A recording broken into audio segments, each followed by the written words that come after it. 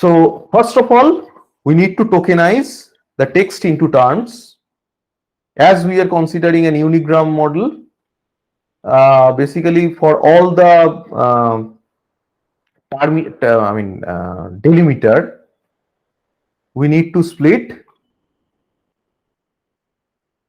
for all the delimiter and spaces, new line, full stop, comma. We need to split based on them all the terms. Then we should be counting the total number of term occurrence in the document, which is basically the size of the document.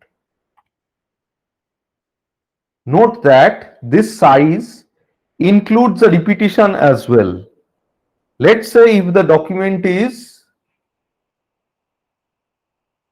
say, A, B, C, D, A, C, E, F, then although there are number of unique terms, here is 5. It is basically the number of unique terms. Basically A, B, C, D and F.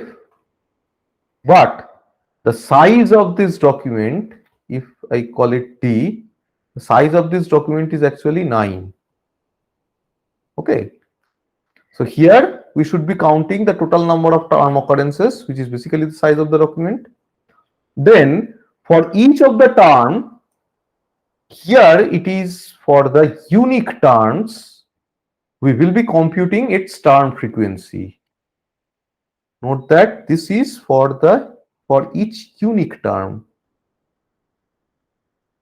So if we consider this from the urn and ball scenario, we are basically considering, so this is basically the size of the document is basically 9. Number of red balls is basically 4. Number of blue ball 3. Number of yellow ball is 2. So we will be computing the individual term frequency of all these unique words. Here the number of unique words is 3.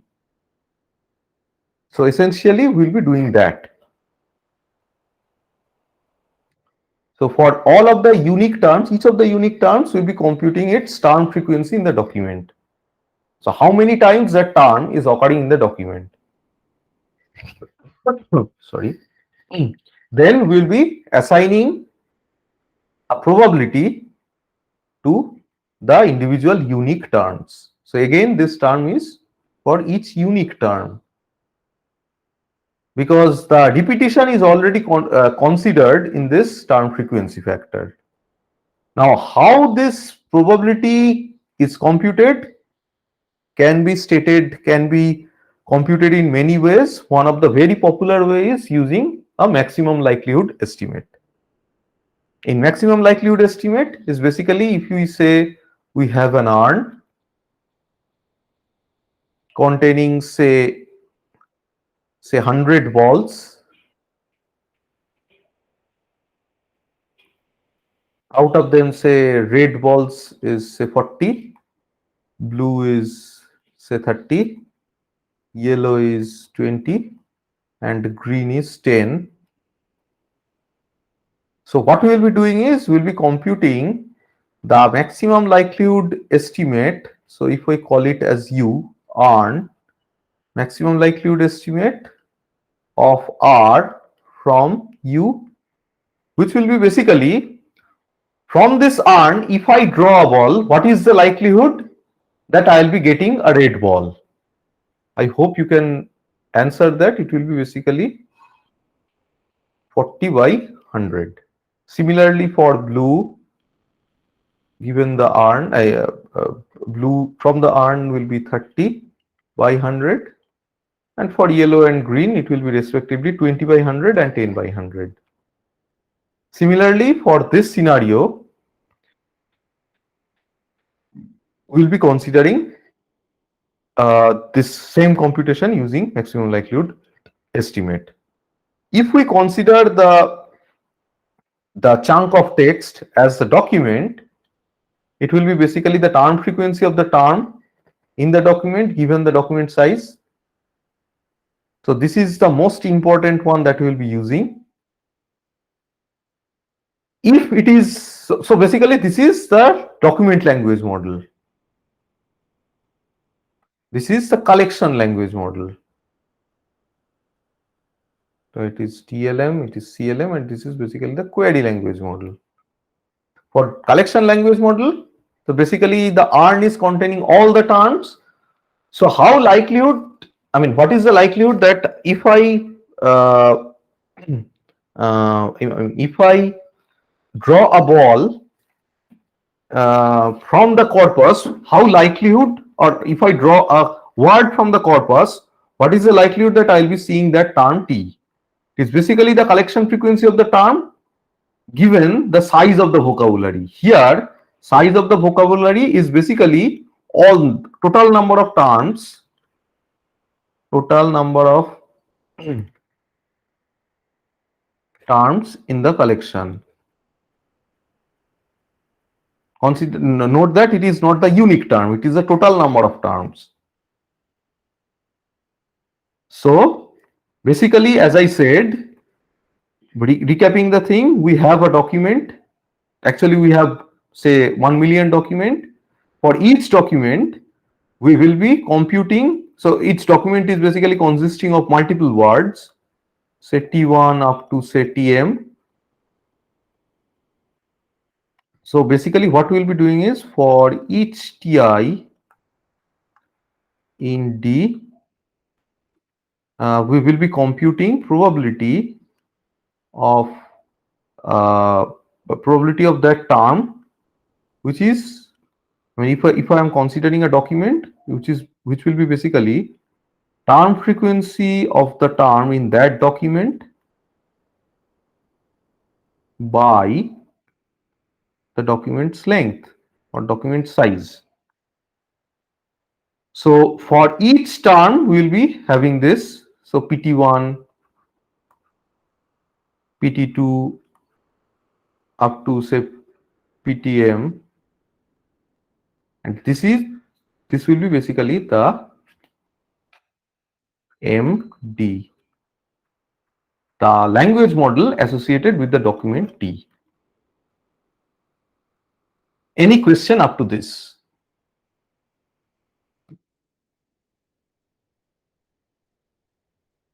All right. So this is again from the point of view of the ARN. This we have already discussed. In this case, there are 3 number of unique terms: red, orange, and blue.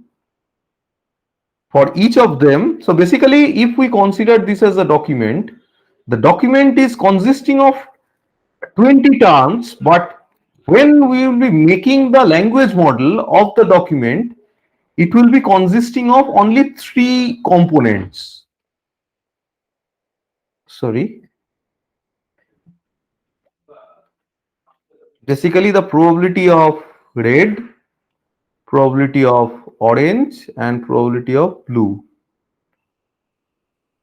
So these are the 3 probabilities that will be forming the language model associated with the document. Okay. All right. So the language model associated with the document can be denoted, the thing that I have already said, can be denoted in some book by theta of t or in some book by m of t. In either case, I mean, it is essentially denoting the language model associated with the document D. So the PT, as I have said, will be here, as I have specified here, is basically the probability of the term given the document, which is similar to probability of the term given the language model. That is, let's say I have this language model already made. What is the probability that I will be getting this term from the language model? Okay. So, and this will be computed using this. So note that while indexing, For all the terms, we are computing this, and while retrieval, what we are doing is we are doing the same thing. While retrieval, we are doing the same thing for all q belonging to q. We are computing the probability of q given d. Okay. So this is we are doing while retrieval. But note that if the query term is already present in the document, this computation we are doing during indexing. So, and during indexing, we are also storing this thing as the term weight, isn't it? So, using this, we can actually, storing this during the indexing, we can actually perform the retrieval, very fast, because we are actually storing these weights during the indexing time.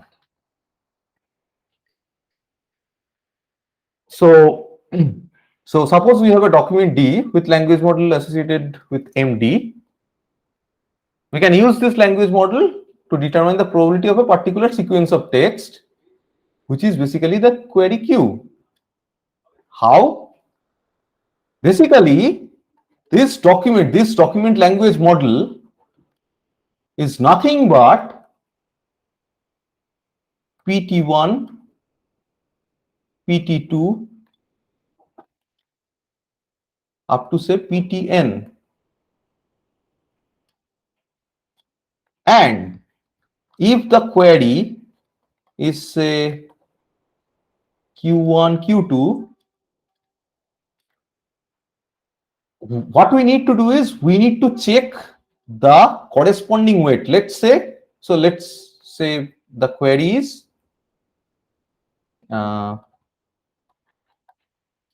say TI and TJ, and we have their corresponding PTI here and PTJ here. Okay, so this thing is already computed during indexing. So what we need to do is we need to take them and we need to combine them somehow.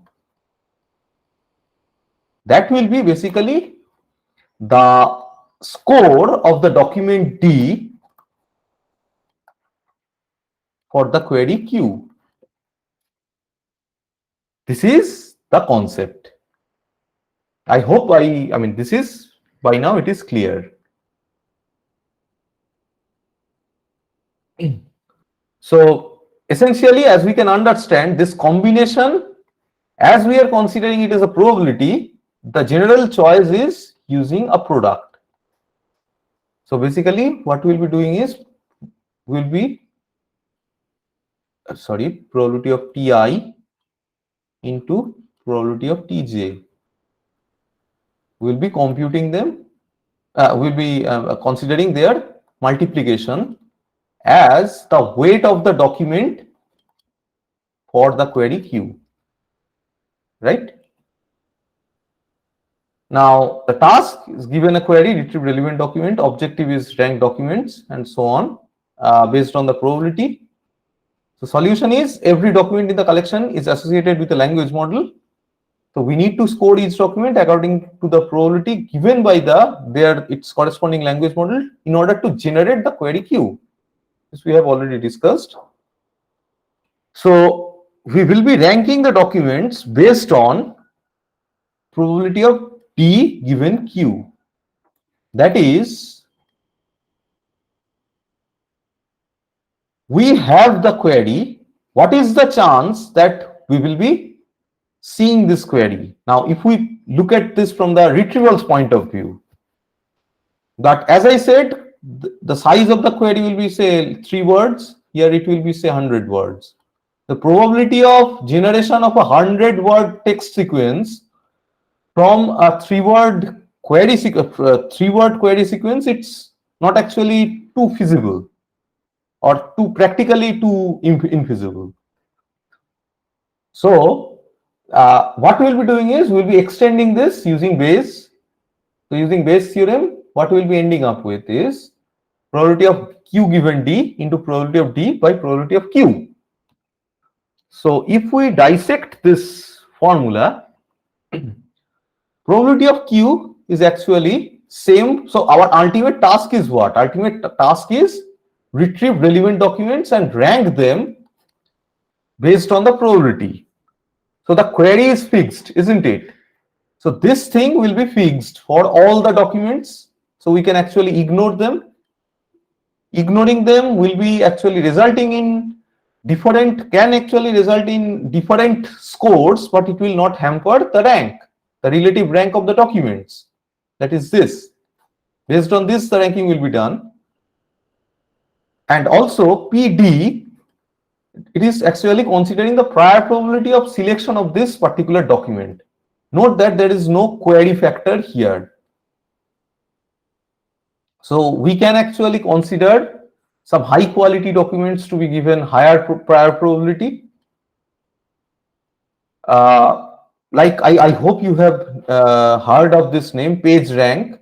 In some cases, this prior probability, this PD, is set to the page rank of that document. But in our case, we'll be basically considering it as uniform. Basically, we'll be just considering it as one, and we'll be just ignoring it, similar to PQ. So essentially, what we are ending up with is probability of D given Q is approximately same as probability of Q given D. So, which is basically the probability of generation of the query from the document. Again, that the thing that we have discussed. So again, we have the document language model. What is the chance that the query will be generated from this language model? Using this, we'll be basically scoring the document. So as I have discussed, P Q given D and P D given Q. I mean, if we rank them either following either of them, they are essentially equivalent.